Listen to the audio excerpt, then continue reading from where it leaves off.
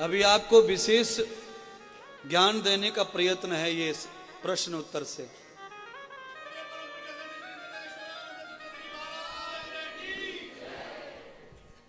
ओम श्री राधे राधे। आज का पहला प्रश्न है, पंडित रविकांत शुक्ला जी इलाहाबाद से पूछते हैं, गुरुजी शादी के कार्ड पर भगवान की छवि होती है और फूटी टूटी खंडित मूर्ति होती है, या कैलेंडर पर भगवान की फोटो होती है, चढ़े हुए फूल माला होते हैं, इन सब का क्या करें? फेंकने में जलाने पर इनका अपमान सा लगता है। इसी कारण बहुत सारे कैलेंडर मूर्ति फोटो घर में जमा हो जाते हैं। तो ऐसी स्थिति में हमें क्या करना चाहिए? विस्मया गते भूत्वां यस्यं जाता मनुर्भव। आपका जो प्रश्न है बहुत ही श्रेष्ठ है और सभी लोगों की ये परेशानी है। हर घर में ये प्रॉब्लम है। आप जिस पत्रिका को विवाह आदि में बांटते हैं उस पत्रिका को लोग पढ़ते तो हैं और कुछ लोग सिर से माथे से भी लगाते हैं भगवान दिखा तो, पर आखिर में उसे टेबल पर ही रख दिया जाता है। 2 दिन रखी रहती है, 4 दिन रखी रहती है, बाद में पत्नी साफ करने आती है, उठा करके वो एक जगह और रख देती है, फिर वहां से दूसरे दिन और तीसरे दिन। कोशिश तो सभी यही करते हैं कि चित्र है तो उसे बचाया जाए, पर धीरे धीरे नौबत ये आ जाती है कि आखिर में उसे डस्टबिन में ही डालना पड़ता है। ऐसे ही मूर्तियों का भी है। घरों में मूर्तियां बहुत सारी जमा कर लेते हैं आप, और फिर उनका विधि विधान आपके हिसाब से आप करते रहते हैं। घर का दरवाजा मुख्य एक होता है तो घर में ठाकुर भी एक ही होना। पहली बात तो यह है कि भीड़ जमा ही मत कर। जब इष्ट एक है तो अनेकों की साथ जरूरत, एक साधे सब सधे, सब साधे सब जाए।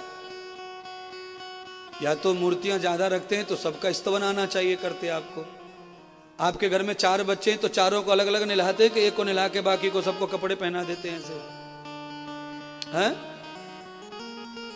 4 बेटे घर में हैं छोटे छोटे, तो चारों को अलग अलग ही स्नान, अलग अलग वस्त्र, अलग अलग पाउडर, अलग अलग भोजन करवाना पड़ता है, और वो भी बच्चों की इच्छा अनुसार। एक बच्चे को दूध पचता नहीं है तो उसे दूध क्यों पिलाएंगे हम, और दूसरे बच्चे को चाय नहीं पचती है उसे चाय नहीं पिलाएंगे। जो उनको सूट करता है वो हम करते हैं, तो बच्चे वृद्ध होते हैं, तो बढ़ते हैं, तो जवान होते हैं, तो स्वस्थ रहते हैं। ऐसे ही घर में जितनी मूर्तियां हैं उनको भी अपने लाडले बेटे की तरह चाहने लग जाओ। अलग अलग पूजा होनी चाहिए, अलग अलग। महाराज हमने तो घर बार छोड़ दिया, घर बार, घर छोड़ दिया, बार नहीं छोड़ा तूने।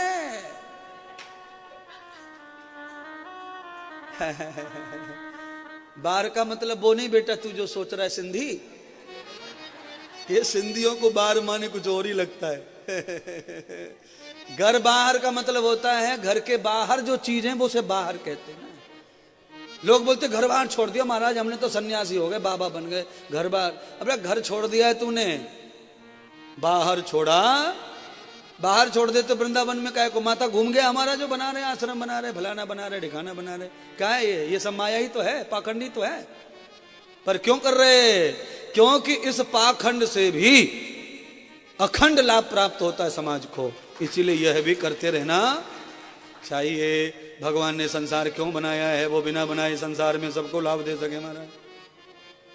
पर भगवान कहते नहीं, सबको लाभ इस तरह मिलने वाला नक्शा बनाना पड़ेगा दुनिया का, घर बनाना पड़ेगा दुनिया के लिए।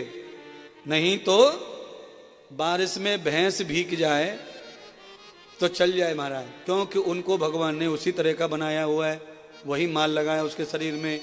हम और तुम भीग जाएं तो चलेगो ना, मामलो गड़बड़ हो जाए, जुकाम, सर्दी, खांसी, बुखार, टेंशन। इसीलिए एक बार पुनः आपके प्रश्न का उत्तर, माया सबके लिए घातक नहीं होती। जैसा जीव सोचता है माया वैसी ही गति प्रदान करती है। बहुत बहुत धन्यवाद।